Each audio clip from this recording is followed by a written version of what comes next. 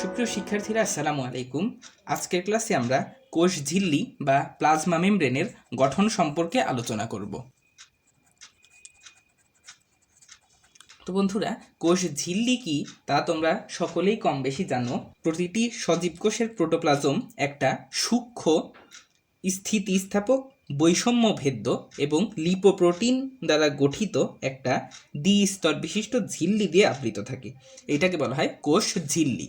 তো আমরা কি কি বৈশিষ্ট্য বললাম? সূক্ষ্ম কেন? তোমরা সবাই জানো যে কোষ প্রাচীরটা হয় খুবই পুরু, কিন্তু কোষ ঝিল্লিটা হলো একটা পাতলা পর্দা অর্থাৎ সূক্ষ্ম, এবং কোষ ঝিল্লিটা স্থিতিস্থাপক এবং বৈষম্য ভেদ্য অর্থাৎ বাইরে থেকে ভেতরে কোন ধরনের জিনিস আসবে এবং ভেতর থেকে বাইরে কোন ধরনের জিনিস যাবে এইটা কোষ ঝিল্লি নিয়ন্ত্রণ করতে পারে। আর লিপোপ্রোটিন দ্বারা গঠিত। তো লিপোপ্রোটিন দ্বারা গঠিত বলতে কি বোঝায়? আমরা কোষঝিল্লির মডেল পড়ার সময় বুঝতে পারবো যে লিপিড এবং প্রোটিন মেইনলি কোষঝিল্লির গাঠনিক উপাদান। বন্ধুরা, এই কোষঝিল্লিটাকে প্লাজমা মেমব্রেন নামকরণ করেছিলেন কার্ল নাগেলি নামে একজন বিজ্ঞানী। তো এর আরও কিছু নাম আছে, যেমন বায়োমেমব্রেন, সাইটোমেমব্রেন ইত্যাদি বিভিন্ন নামে কোষঝিল্লিকে ডাকা হয়। তো কোষঝিল্লির ক্ষেত্রে কোনো কোনো কোষে তোমরা দেখে থাকবে যে কোষের ভেতরে কিছু জায়গায় বেশি পরিমাণে ঢুকে গিয়েছে কোষঝিল্লিটা। তো এই কোষের ভেতরে এরকম অধিক প্রবিষ্ট যে অংশটা, সেইটাকে বলা হয় পিনোসাইটিক ফোস্কা, অর্থাৎ এই জায়গাটার নাম হলো পিনোসাইটিক ফোস্কা।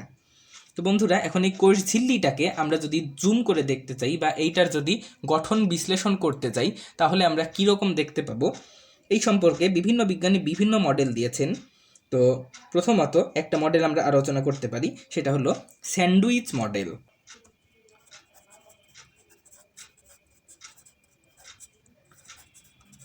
তো ড্যানিয়েলি এবং ডেভসন নামে দুইজন বিজ্ঞানী 1935 সালে এই স্যান্ডউইচ মডেলটা প্রস্তাব করেন। তো কেন এটাকে স্যান্ডউইচ মডেল বলা হয়? কারণ তারা কোষঝিল্লির গঠনটা এরকম কল্পনা করেছিলেন যে কোষঝিল্লির এইরকম গঠন থাকে,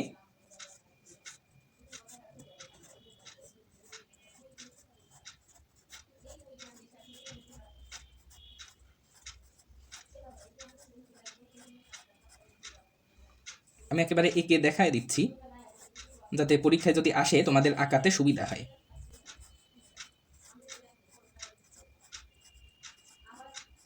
তো এর এই পাশ দিয়ে আবার আমি এখানে যেরকম এঁকেছি অনেকটা ঠিক সেই রকমই আঁকাতে হবে।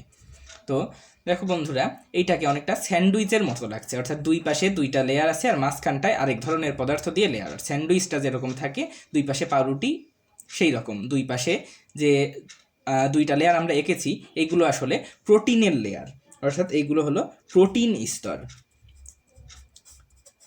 আর এই যে ভেতরের দিকে যেগুলো তোমরা দেখতে পাচ্ছ এইগুলো হলো লিপিডের স্তর। তো এই স্যান্ডউইচ মডেল অনুসারেও এই কোষঝিল্লিটা লিপিড প্রোটিন বাইলেয়ার দিয়ে গঠিত। বাইলেয়ার বলতে আমরা বুঝি দুইটা লেয়ার, বাই শব্দের অর্থ আমরা জানি দুই। তো লিপিড, এই দেখো একটা লিপিডের লেয়ার আর প্রোটিনের লেয়ার, আবার এই পাশে একটা লিপিডের লেয়ার আর প্রোটিন লেয়ার। তো এই জন্যে কোষঝিল্লিটাকে লিপিড প্রোটিন বাইলেয়ার হিসাবে গণ্য করা হয়। তো বন্ধুরা, এইখানে তোমাদের একটা কথা মনে রাখতে হবে, এই লিপিডের দেখো একটা হেড আছে, একটা টেইল আছে, এই রকম অনেকটা। এইটা একটা মাথা অর্থাৎ হেড, আর এইটা হলো টেইল। তো এইটাকে বলা হয় ফসফেট হেড, কারণ এটা ফসফেট দিয়ে গঠিত, ফসফেট হেড। আর এই যে এইটাকে বলা হয় ফ্যাটি অ্যাসিড লেজ বা ফ্যাটি অ্যাসিড টেইল, যেটাই বলো। তো এই ফসফেট হেডের বৈশিষ্ট্য হলো এরা হাইড্রোফিলিক অর্থাৎ পানি গ্রাহী বা পানি আকর্ষী। আর ফ্যাটি অ্যাসিড লেজ এদের বৈশিষ্ট্য হলো এরা হাইড্রোফোবিক অর্থাৎ পানি বিকর্ষী, অর্থাৎ পানিকে বিকর্ষণ করে। তো এই তথ্যগুলো তোমাদের এমসিকিউর জন্য ইম্পর্টেন্ট, আশা করি তোমরা ভুলে যাবে না। এরপর স্যান্ডউইচ মডেলকে আরও বিবর্ধিত করে 1972 সালে এস.জে. সিঙ্গার এবং জি.এল. নিকলসন নামে দুজন বিজ্ঞানী আরেকটা মডেল দেন।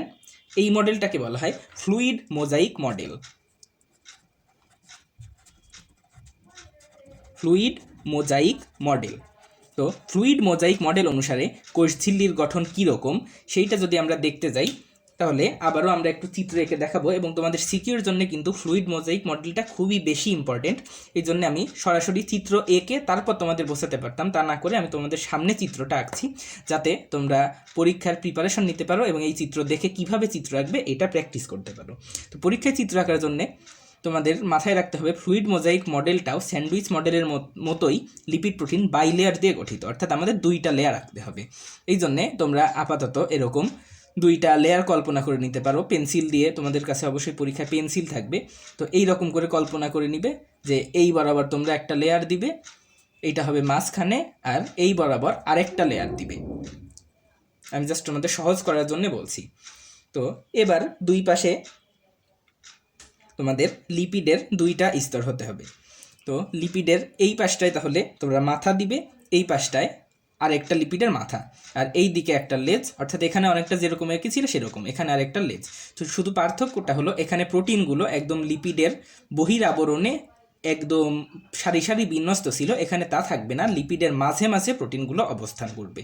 তো কিভাবে আঁকছি তোমরা দেখতে থাকলেই আশা করি বুঝতে পারবে। তো এখানে একটা লিপিডের মাথা আর লেজ আঁকলাম, আর একটা লিপিডের মাথা লেজ, মাথা লেজ, মাথা লেজ। তো এইভাবে তোমরা আঁকাতে থাকো।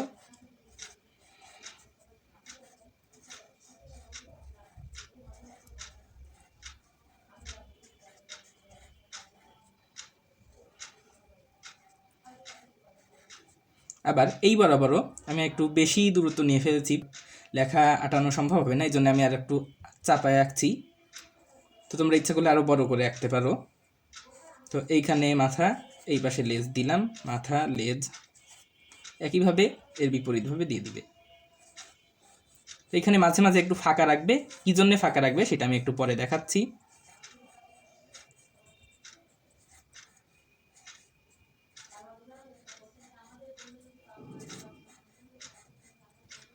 আবার এইখানে টোটালটুকুই ফাঁকা রেখে এই দিকে আরও কিছু আঁকতে পারো। আমার এখানে আর জায়গা নেই, তোমরা ওই পাশে আরও আঁকতে পারো, বা পরীক্ষায় চিত্র ছোটও রাখতে পারো। ছোটো রাখলে তোমাদের আরেকটা সুবিধা হবে যে পরীক্ষায় তোমরা কম সময়ে কাভার করতে পারবে, যেহেতু সময় নিয়েও তোমাদের একটা ব্যাপার থাকে পরীক্ষায়, এই আর কি। আবার এদিকেও হয়তো কিছু ফাঁকা রাখতে পারো, এদিকে আঁকতে পারো, এই দিকে দিতে পারো। তো বন্ধুরা এই হলো মোটামুটি লিপিডের হেডগুলো এবং লিপিডের টেইলগুলো আঁকা মোটামুটি শেষ, অর্থাৎ লিপিড স্তরগুলো আমাদের দেয়া শেষ, 2টাই লিপিড স্তর হয়ে গেছে। তো এখন বন্ধুরা প্রোটিন এইখানে কিভাবে থাকে সেইটা আমরা দেখে নেই। তো এর মাঝে মাঝে কিছু প্রোটিন থাকে। প্রোটিন এখানে 3 ধরনের থাকতে পারে। কিছু ধরনের প্রোটিন থাকতে পারে কোষঝিল্লির এক পাশ থেকে শুরু হয়ে আরেক পাশ পর্যন্ত বিস্তৃত। এই ধরো কিছু প্রোটিন শুধুমাত্র এই লিপিড স্তরের গাত্রে থাকতে পারে, এরকম হতে পারে।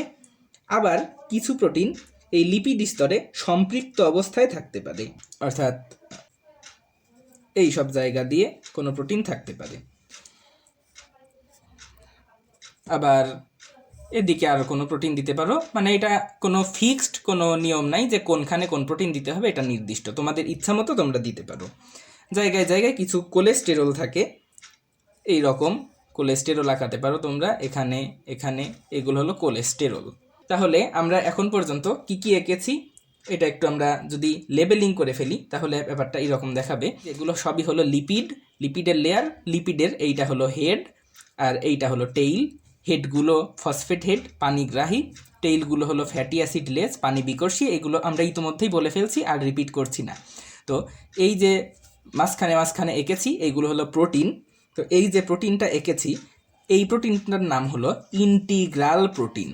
ইন্টিগ্রাল প্রোটিন মানে হলো সংযুক্ত প্রোটিন। কেন? কারণ এইগুলো ঝিল্লির 2টা তল মিলেই এই প্রোটিনগুলো বিস্তৃত থাকে। এরপর আরও কিছু প্রোটিন আছে যেগুলো ঝিল্লির একটা তলে লেগে থাকে আলাদা করে, তো মানে যে কোনো একটা সারফেসে বিস্তৃত থাকে।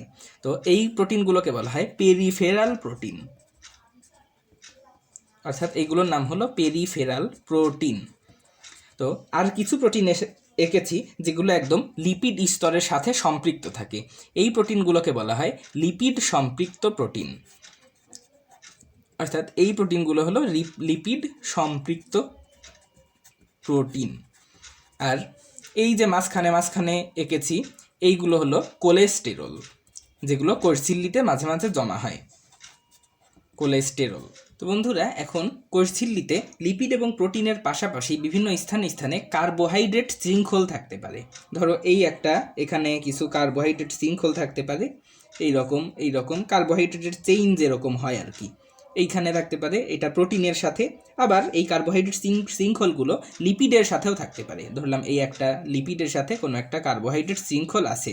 তো এই কার্বোহাইড্রেট শৃঙ্খলগুলোকে গ্লাইকো শব্দ দিয়ে মেইনলি অভিহিত করা হয়। তোমরা জানো যে গ্লাইকোজেন বলতে এক ধরনের শর্করা আছে। তো গ্লাইকো শব্দটা আসলেই তোমরা মনে রাখবে যে এটা শর্করা সম্পর্কিত বা কার্বোহাইড্রেট সম্পর্কিত বোঝাচ্ছে। তো তাহলে এই যে কার্বোহাইড্রেট শৃঙ্খলগুলো যেগুলো প্রোটিনের সাথে আছে, এই কার্বোহাইড্রেট শৃঙ্খল আর প্রোটিন এইটাকে মিলিতভাবে বলা হয় গ্লাইকোপ্রোটিন। তাহলে এইটা হলো গ্লাইকোপ্রোটিন।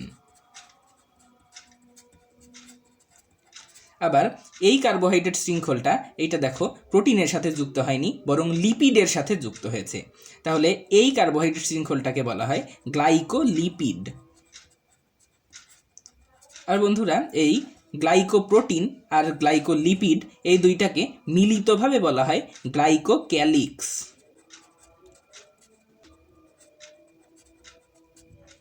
তো বন্ধুরা, এই ছিল আমাদের মোটামুটি কোষঝিল্লির গঠন। তো তোমাদের মনে রাখার সুবিধার্থে আমি টোটালটা আরেকবার রিপিট করছি, তোমরা আরেকটু মিলায় নাও। আমরা বলেছি কোষঝিল্লিটা মেইনলি ফসফোলিপিড বাইলেয়ার দিয়ে গঠিত। তো এইগুলো হলো ফসফোলিপিডের লেয়ার, এই একটা লেয়ার, এই একটা লেয়ার, এর জন্য আমরা বলেছি ফসফোলিপিড বাইলেয়ার। তো এইগুলো হলো এক একটা ফসফোলিপিড অণু, যেটার একটা হেড থাকে, একটা লেজ থাকে। তো ফসফেট হেডটা হলো পানিগ্রাহী আর ফ্যাটি অ্যাসিড লেজটা হলো পানি বিকর্ষী। এখন এই লিপিডগুলোর মাঝে মাঝে বিভিন্ন জায়গায় প্রোটিন থাকতে পারে। সাধারণত 3 ধরনের প্রোটিন থাকে। একটা ইন্টিগ্রাল প্রোটিন, যেটা 2 সারফেস পর্যন্ত বিস্তৃত থাকে, আর একটা পেরিফেরাল প্রোটিন, যেটা যে কোনো এক সারফেসের সাথে থাকে, আর কিছু প্রোটিন লিপিডের সাথে সম্পৃক্ত থাকে, এটাকে বলা হয় লিপিড সম্পৃক্ত প্রোটিন।